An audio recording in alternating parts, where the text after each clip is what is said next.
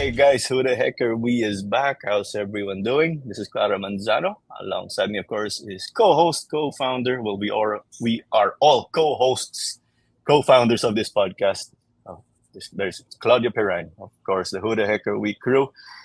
PFL's coming back, so we just couldn't resist the itch. We literally dropped everything, or I pushed everything aside on my table to get this episode going. Isn't that right? Yeah, everything off the table. Good to be hmm back. It's good to be back. Yep. That's true.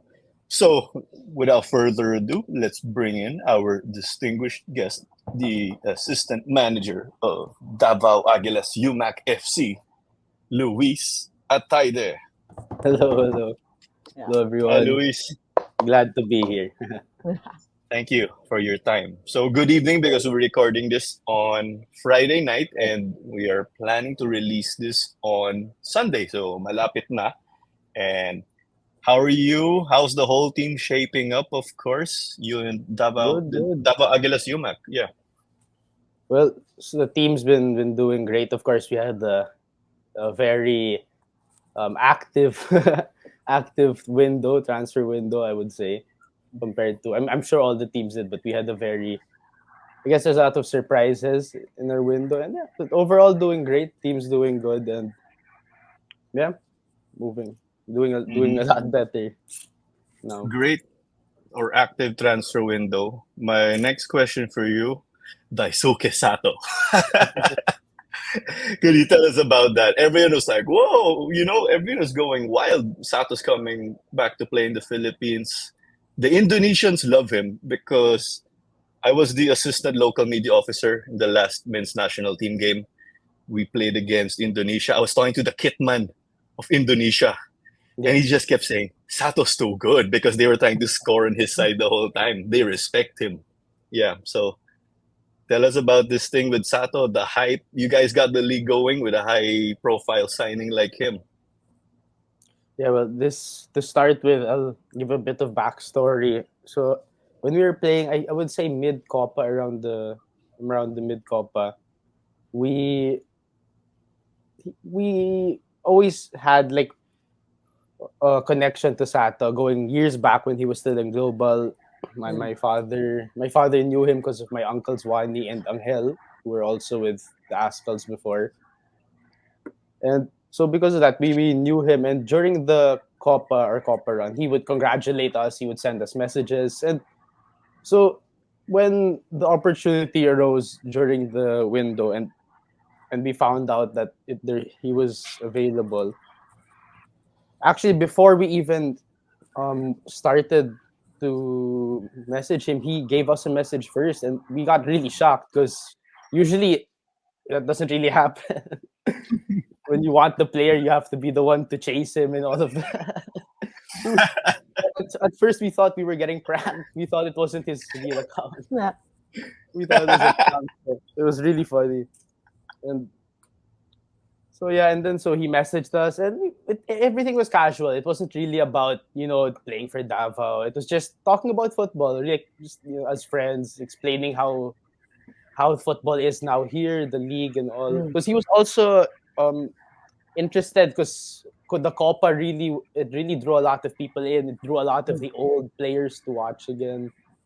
So it was mostly about that. And then of course he spoke about his time in Persib in Indonesia and all of that. And he was able to build a lot of connections there, business wise as well. And he felt like for him it was the right time to come home. That's really what he told us. It was never even actually even before we spoke about the contracts and everything. He really just wanted to come here already, and then get started and meet everyone, and then really adamant about his football school. That's really what really wants to make sure that the kids here have a good future in the sport. Very adamant on that. And yeah, that's one of the things that got us working together, because that's also our main advocacy. Me and my dad, Mm. going back, I think his first venture into football was with the Lasal Zobel Football Foundation in 2000, I think 6. He was there for a long time, and that's what started our I guess love of the game. And then going back, also my grandfather used to coach the DLSU men's team, and because of that, I always wanted. That's also why I wanted to be a manager. I guess I always. It's funny because you most kids, right? You would think they want to play and be Messi. I always wanted to be like Arsene Wenger in the back. That was always my goal. So I guess one of the odd ones out. So yeah, so that also intrigued Sato. He was amazed with the dynamics of the staff and everything. So yeah, basically, I would say yeah, that's Mhm. that's that's how it went with Daisuke Sato. Mhm. Claudia, something to add, no, Yeah, before I Yeah, pass it to you. I'm glad that you said that, manager. He's my favorite. Arsenal. really. Wait, Me oh my too. god. Me too. I wish I had my keychain. I have an Arsenal. Arsenal. I even have a towel. I even have a jersey. I even have a cup. Oh my gosh. Arsenal, everything. Yeah. When they were the Invincibles, right? When Dennis Bergkamp, you know Dennis Yeah, Bergkamp. that's yeah, Oh yeah. man. I still reach them. Yeah, Dennis Bergkamp, Freddie Yeah. Lundberg, Freddie Robert Lundberg. Pires. Yeah. Yeah, Cole Campbell. Oh my goodness. yeah, those guys. Yeah. Yeah. And then who was there? Who was their goalkeeper? David Um, Seaman. yeah, no, they had David Seaman, and then they had a And then German after. German. Yeah, Yeah. Oh, they were amazing. Oh, yeah, that was a great team. And actually, when it comes to like my management and all, I really try to emulate really. Arsene Wenger a lot. I studied him. I read his books and all, and yeah, really studied that guy well. He never bought big players. Like he didn't buy using a lot of money his players, Yeah, no? He was never so end. strict in that. Yeah. Yeah, He didn't want to do it. And the club was like, why can't you just spend? Spend. yeah, You're telling and him they to had the spend. money. And they had the money, but he Yeah, didn't want to. He wanted like he didn't believe in that philosophy of buying the players, right? So yeah. amazing, and yet they were still successful. Sayang lang last year. Sayang. Very close, super close, I right to was pick. so annoyed till the end, and then we Yeah, lost. We lost that game. I don't. Yeah. I don't even know where we are now, though. See, you I think see, now we're at I think second or third. yeah. See, we're calling it we because no, I'm a really big Arsenal fan. Oh Oh my yeah, goodness. me too, me too. Yeah. From day one. Robin van Persie, di ba? Mark Overmars. Yeah. Oh my goodness. Yeah. Anyway, sorry. Yeah. No, you hit the spot there on who you try to emulate and what's pretty much Yeah. your style. Yeah. And So actually, sorry, go ahead. to Go ahead. connect to that, like when to relate it to the Copa run, before when Yeah, we were perfect. building the team, a lot of like that. We got a lot of players that it kind of reminded me. There was that one season in Arsenal that they were when they moved to the Emirates. So that our Copa coming back kind of reminded me of that. And if you look how the team we built, like we had a lot of players who were not playing for a long time, and because of I have a lot to thank. Without Coach Aber Rosgal and his system, I don't think none of would have been possible at all, in my opinion. Even if I was there, you put another coach, wouldn't have happened. That's that's Hmm. that's how I see it. And Hmm. yeah, his system was able to bring back these players who were gone for a long time from football, because 2 years is an eternity. Even a couple months is really long. 4 or 6 months is so long for a player to be out, and 2 years is a long time. And a lot of the players also were called. I mean, I don't want to use the term, but a lot of them were deemed surplus to requirements already by their previous clubs, and a lot were without clubs for a while. So it goes back to how I'll be honest, we could have signed marquee players in that Mm. window before the Copa, but me and Coach Aber were really hesitant to show the management, like, just give us. We had to actually, it was the opposite. We had to ask them, like, hey, give us this chance to show that we can do it our way. Like, maybe to show that football, say, it's not so expensive yet to do it Yeah. here. We can do it sustainably and continue it for years. And that's also only possible through the football school, which I learned like a lot through Arsene Wenger as well, because he pushed Arsenal to branch out in Hong Kong, Japan, and all these other Mm. countries. And he was actually one of the first in England to do so. And everyone else followed him because they knew they could sustain their club more. through those avenues.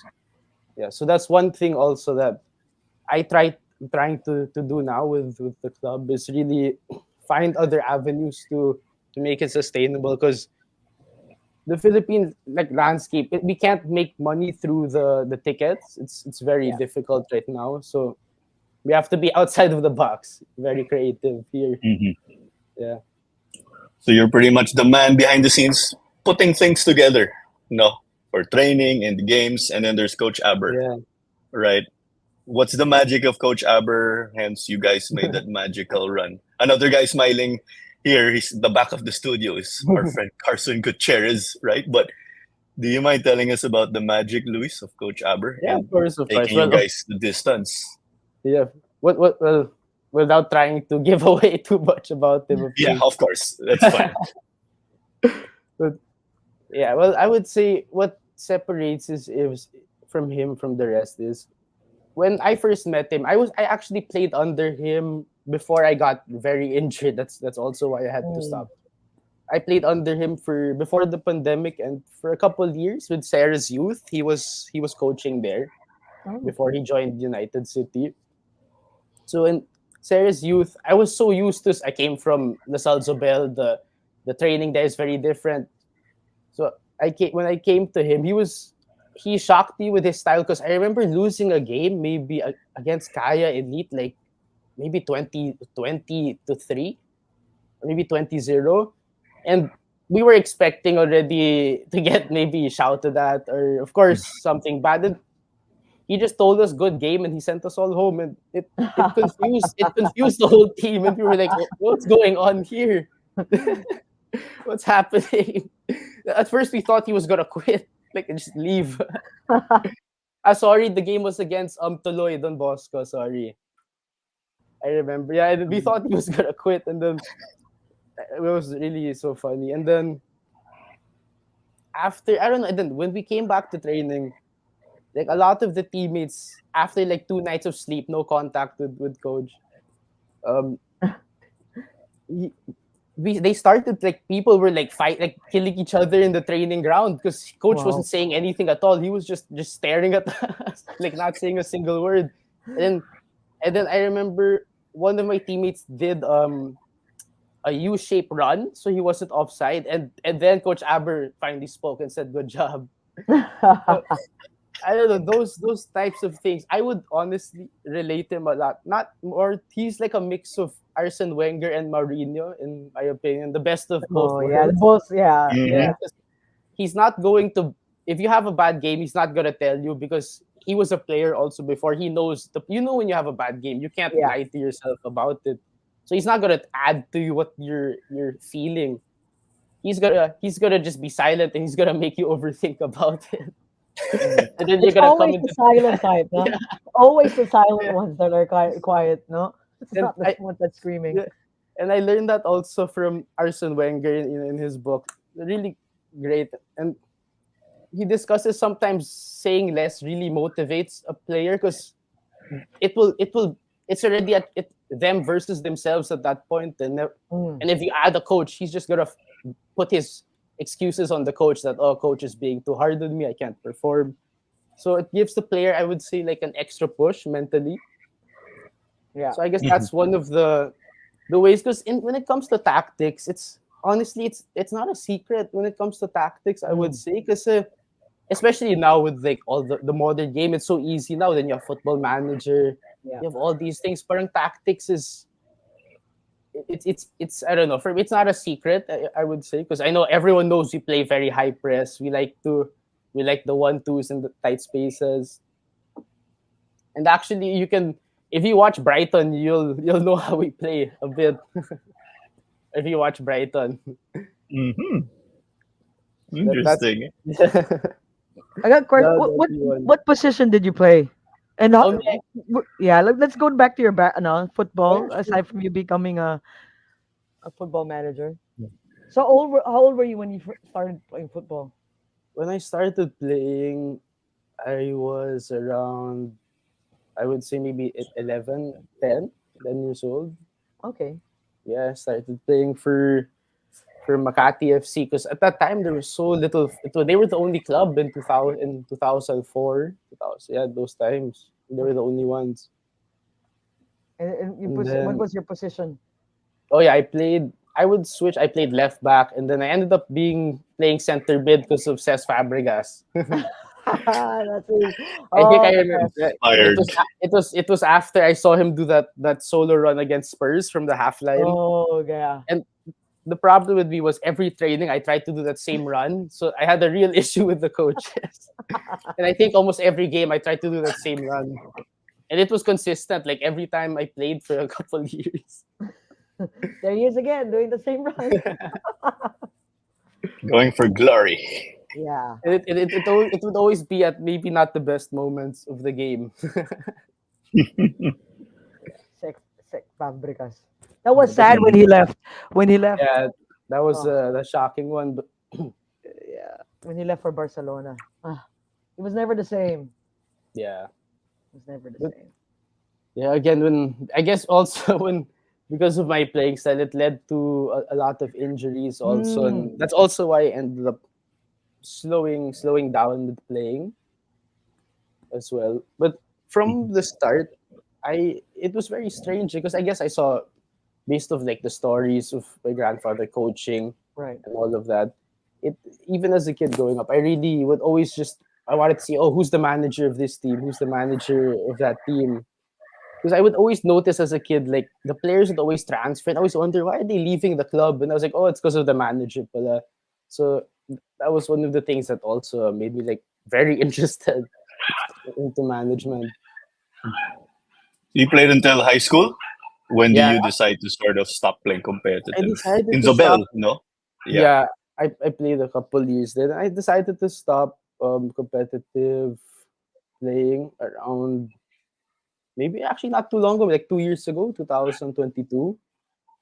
So I just kept getting injured and injured, and it was I was working at the same time for the family, so I decided I have to focus on one thing. So I Right. decided to work first, and then the club was running, but I wasn't helping around that time because the club was just doing Right. youth work with the under 15s when they went to Singapore. And then when Copa happened, Coach Aber actually was the one who he called me up, and I actually even told him, "Are you sure you want to get me? Because I have no experience at all. You can get, I mean, you work in the PFF, you can get other guys who have licenses and are more experienced." And then I even told him, "You better not be doing this because of my dad. Because if this is the case, I'm out. I'm out. Right. I'm out the door." I told him. I'm very straightforward in that sense. And then he spoke to me, and then he said, "I'm not gonna do this if you're here as well."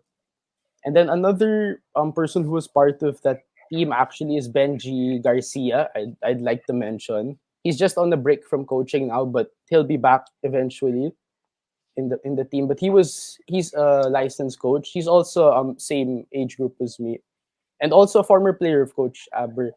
So he was the assistant coach of Coach Aber, and then I was the assistant manager. So he's actually very important to the dynamic that we had, especially during that Copa run. Mhm. A lot I of want to late ask nights with the three of them. for sure. I want to ask about Copa, no? Because expe- people kind of managed expectations with Yeah, Davao returning, understandably and objectively, no? And then when they saw the way you guys were playing, people were starting to label Davao as the dark horse, right? yeah, And then you guys made all went all the way. The distance. I mean the distance because you guys lost in penalties. yeah, And that's very respectable. You lost to an AFC Champions League team, yeah. Kaya, in penalties, right? That's why I'm saying hats off to you guys. Of course, you want to say you want to win, right? Because you guys are competing. But Of course. Yeah. inside, were you saying, malamang we want to win? But what's this? Respectable or realistic target that you guys set heading into Copa? Did you guys have that inside? That's a great question actually.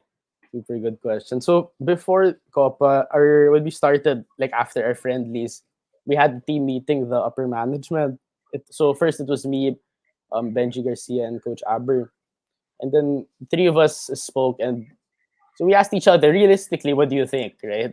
And collectively we said, okay, let's not think about the results, but let's focus first on the first group stage games. So our goal for the group stage was top two. That's all we are, like we were assuring ourselves that we were gonna make it out on the top two. And so basically our we were a championship, like a great comeback for us was to get out of the group. And we were happy that we would be very happy with that. So our expectation is really to make it out, and whatever happens, we take it game by game. Whatever happens after that, and luckily enough, some I guess the football gods are also on our favor, especially in the semifinals. It happens. And Magic of the cup. yeah, exactly, and that's one of the things of the cup as well. And it just all clicked. The system clicked. The players all clicked, and it's a really magical run and hard to Mhm. forget. Because of that, did you adjust PFL expectations a little bit or same approach kayo? Because We're PFL's coming up, right? Different yeah, setup. It's a league. yeah, that's a good question. Also, we're keeping the same approach because it's good also to not to come in, thinking you're gonna win the championship, you'll qualify. I think it also helps to go in, take it day by day, then Mm. or game by game, and see where we go from there. That's still same approach from Copa for us. I got Yeah. one for you, Luis. So you played, and then now you're the manager, no? Yeah, What difference is it, or what are the difficulties that you see? Because as a player, it's easy because you just you play the game. If you lose, you're sad. If you're happy, if you win, you're happy. Go to bed. yeah. But what's the difference now that you're playing as a team manager? Oh yeah, the main difference. Actually, I would say I get more nervous as a manager, a lot more nervous, and weirdly, I sweat more. Like after a game, I'm like, wow, I should take drenched. Then like I never got cold sweats before. Then all of a sudden, it's like, and I even went to the doctor after one game because I was like, am I okay? And then he was like, you're just really nervous. I was like, oh, what's Wow. happening? I was like when I would play, then it was funny because you can ask even Coach Aber. When I was a player, I would get a lot of red cards and yellow cards. I was not really scared. Bad boy pala. I was not Wow. really scared, and I I would. I mean, I wouldn't really get nervous when I would play, but it's really funny. Like for me, man, I would say actually it's a lot. The learning curve is bigger as a manager. Mm. You have to learn a lot of things, and then you have to juggle a lot of things at the same time. Then you have to deal with a lot of the players, and then the companies. So you're like the bridge also between the upper management and then the Yes. players. Yeah, so it's hard, and then you have the club president also. You have to bridge everyone. Kind of like, yeah, kind of the bridge of the team. You're the one answerable to the team, the president, and Yeah, also accountable to your players, no? yeah, exactly. So like like yeah, if and there's any issues, we have to be the ones to answer for, definitely. So a lot more pressure, I would say, pressure and responsibility as a manager. Yeah. Yeah. What about the players themselves? Do you see any shift or change in the mindset? The youth from the youth to the today's players. Mm. Well, actually, that's an interesting question. Well, one player that, because Kart Talarok was my teammate also from Sarah's youth for a long time, and so I've seen him all the way up to now. He's a pro and training with the Ascals now in the camp. Mm. So I can see that. For him, he at first he didn't have the he was a jokester. He'd always joke around in training, and then gradually you could see, like, when it I remember when he started getting exposed to like higher caliber players, he started being more serious, putting more hours into training. So I would say really what helps in the mentality of the youth to the pro is being exposed to the certain caliber, because he played UAP before, Right. in high school, but of course he never got to experience the college because he went straight already to playing with Davao. So, but when I guess there's not much difference. I would just say when it comes to like the not really the work ethic, but the decision making in the field, like risk management. That actually, Right. that for me, that's the number one, risk management. That's a great one, because like before, Car would he would be like, you'd notice very skillful UAP players when they come into the PFL. Sometimes they can be very forceful when they come in, and then they actually can hurt themselves in the process. And Mm. actually, Daisuke, me and Daisuke spoke about this also, because we watched an NCA game, couple NCA games in the UAP game, and the risk management is one thing that I guess the difference with the pro Right. and the youth. Yeah, like also like a good example of risk management is recycling the ball, when not to force the long ball. Even if your coach is telling you to force that long ball, you have to know when it's not right, because you're the one in the field. The coach Yes. is the Right. one outside. So that's also You. actually one thing Coach Aber, he explained it to our players, that I'm not gonna shout at you, even if I know that's the play I told you to do. But there's things like I can't see, obviously. So that's one thing that helps. Like as a midfielder, like I wish I had a coach like that telling me, "Oh, it's okay Right. to not give that. It's okay to pass back. It's okay to turn the other way. Give the ball to your keeper." Because sometimes playing in the varsity system, you don't kick that long ball, you get shouted at. So that's one of the things also that I noticed as well. I think last question I could throw it to Claro. Would you rather play or be a team manager? No, that's a good one. Uh, At when I was younger, like I guess I would say play around the age of maybe like maybe like before high school, like in grade school, I'd want to be a player. But later on in high school, when I started to learn more about the world and all those things, and then I learned from my uncles Wandi and Angel who were playing, and then Coach Risto, of Ceres, a good friend of my father as well. When he was here, we would eat out dinner with him a lot, because we can speak Spanish, so we would bring him around the town in Makati. So like speaking to him, it exposed me to a lot of actually that exposed me to a lot of things, and that's when I realized, like talking with Coach Risto, and I realized, oh, I think I want to be a sounds more fun. Like for me, a person, in my opinion, it sounded more fun than being than being a player. So you sacrifice your sweat and all that, going to the doctors Yeah, again and again. yeah,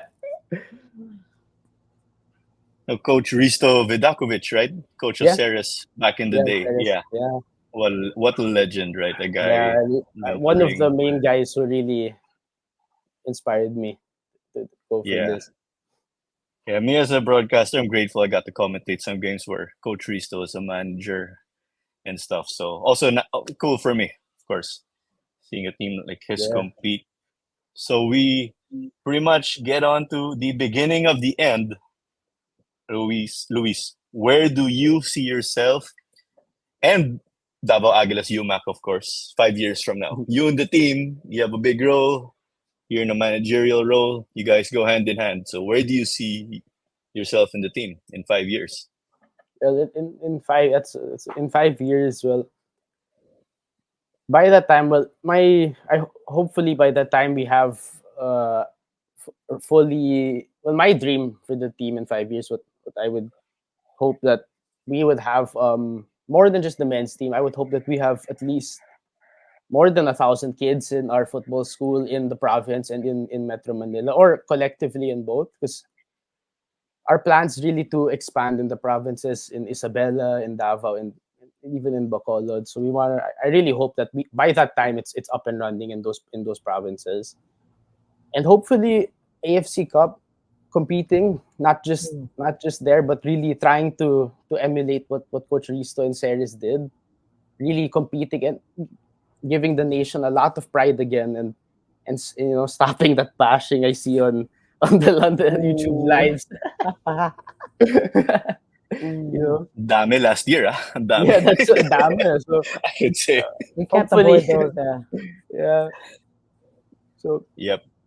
that's Claudia, also one. on Yeah, to you. hopefully, Ah, yeah. Yeah. and Go ahead, Luis. and My maybe bad. hopefully by then manager already, not just the assistant. So hopefully Coach Mhm. Aber is still head coach and not in Japan already. Oh no. Hopefully. So when he listens to this, I hope he takes that advice. Stay Hopefully. here. Yeah. Yeah. Coach, So, I yeah. know Go ahead. I mentioned real quick off topic. Ah. Yeah. So I gotta know Coach Albert, no? So pwede tayo mag-deal if Davao Aguilas UMak will play in an AFC competition. Naka-suit si Coach Aber, like how they do it in Europe. Oh my Coach God. Aber, let's make that deal, Coach. I think that's You a guys good play deal. soon. I think we have to make Full, that full deal with suit. Coach Aber. Okay, Has to Claudia, be on suit to and tie. you. Has to be. Yes. Okay, my question normally is about legacy. About you, Luis. I mean, your parents, your grandfather, your dad, your grandfather, they're known in the football scene, no? But as players also, right? Yeah. You, as a player, and then cut it short because of injuries, went into becoming a assistant team manager. What legacy would you like to leave behind? Once, of course, you retire from football. Oh well. Haven't really thought about that, but Bata yeah. pa kasi, no? May Never thought. upside. Sa manager, you get to last longer, di ba? Hindi siya Yeah. 5 years, And, ganun. So That's that's a true. Yeah. plus. but may stress din yun, di ba? I mean, like, you got stressed. Yeah. I have some white hair now. Honestly, Di ba? I'm just not wearing my glasses now. But yeah, I've not really thought about that. But to answer that, yeah, what I would want my legacy in a short answer for me, because there was a lot of stuff that I know that we I when I was a youth player, I wrote. I was really upset. There was one time because I remember I had a family friend who came back from the States and we were under 15 and he trained with us and we didn't have UFL youth those days and he just kept talking about how he had a youth league and I never heard of a youth league before because we only had Coke Cup, Alaska Cup, Brent Cup. We only had those seven aside tournaments. So I was like, oh, and then we had UAP. So if you were never exposed to those things, like oh, you would never really like you'd only be exposed to a league in college because UAP juniors only came about in 2007 or 6. So I remember I was so upset and so jealous that I wrote it down like what was lacking and I had it on the paper and then so I would say yeah what my legacy would be I guess I could fill in the gaps that the Right. youth that what I missed out on like my dad was able to start the YFL. That was one of the things we really pushed for because UFL youth dissolved after UFL dissolved, Mm. and and then after that, so many other youth leagues came about, which was really nice to see because that was always the goal of YFL was to really kickstart. And the more leagues, it's really the better. It's always been our advocacy. The more football teams, the better. So I guess yeah, I hope like a legacy would be that I helped the youth system. I was able to provide to the more than the men's for me the youth because without you can't have a good men's team without the youth. It's impossible. So yeah, No. for me, yeah, I wanna hopefully in the Perfect. youth. Yeah. Do you still Mhm. have the piece of paper? Oh, I think not here with me now, but if I go through my notebooks, definitely because Somewhere there. I have a lot of notebooks like this, and it's all like full of fine football notes. Oh, galing. You gotta keep those, huh? Yeah. Yeah. Yeah, Treasure down the those. line, Those like, that would yeah, be stack come in them. handy also. Stuff Oh Yeah, for yeah. yeah. I use it operations for of the Correct. team, everything. diba? Yeah. I don't trust the Yeah. cell phone. I always break my phone. So Never trust the cell phone. yeah, No. Always have to have them written yeah. down. Yeah. All right. So, ending na talaga to. We did the beginning, the end.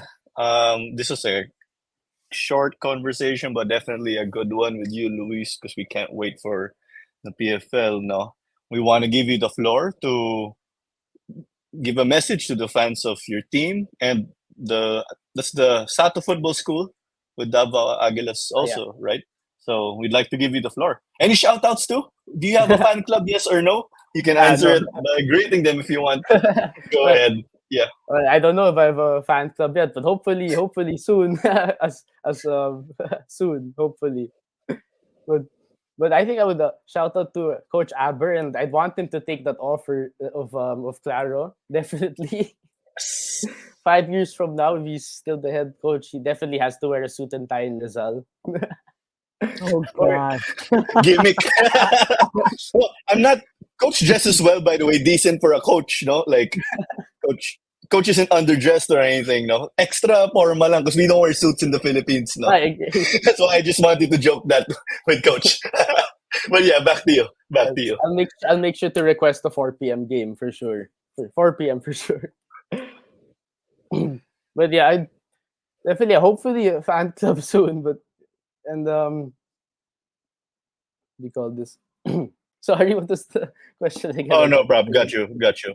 Message to the supporters of the club, and Yes, the maybe you want to supporters. promote Sorry. the Sato Football School. Yeah. So on March 12th, this coming Tuesday at 4 to 9 p.m., we have the first dry run and official launch of the Daisuke Sato UMak Football School. So a lot of the coaches there will be a lot of our players, and they're all licensed. So we have Coach Omaeso, our midfielder, Coach Susuke Onoki, Coach Richard Talarok, and Coach Jun Su. Then we have Coach Joplong, our Coach Aber's assistant coach, who took over from Coach Benji Garcia right now. And Coach Benji Garcia will be in the football school. That's where he transferred to because his forte is really he really wants to help the kids. And Coach Uli also. Coach Uli's our head goalkeeping coach as well. And yeah, and invite even if you're there not to play and train, come to watch because I would say the training is something that has not yet been done in the Philippines. The type of approach we're going to do, it's really the first true Japanese football school and approach here. And Coach Aber is working tirelessly with the Japanese coaches, creating the textbooks and all for the club. So it's really a club for the school for the future. So inviting you all there, and also for our first game. I think our first game was still in second week of April because we're playing on the second week. So and we'll be playing in UMAC on our first game, so it'll be a home game as well. So inviting everyone there. Yeah, pretty much. And wait, All I'll right. add. Go ahead. Go ahead. I have Take your one more time. thing. I forgot. Coach Aber Exciting told me to times. add. And for the fans, our trainings are actually open. You can come and watch our trainings in UMAC at 6 to 9 in the morning. It's our training, but you have, of course, send a message. You can DM us first on Instagram, and then we'll set it up if you want to come and watch the trainings for the fans, for anyone. Yeah. Hmm. Fantastic. I heard a Superman, Carson Gutierrez, goes to the training also. No? One of our Yes, yes. friends. He's one of the Always, guys, always, supporter always. of Nice. the club, as we know. So, I think this wraps up our episode of Who the Heck Are We in a hashtag return. Manage expectations na lang. Terms and conditions apply with you. Who the heck are we returning? But, Luis, we want to thank you again for your time. And Thank you so much as well. we want to wish you all the best the upcoming season. We'll definitely catch you there. Yeah. Thank you so I'll much go up as to you well, guys to guys. say hello. All right.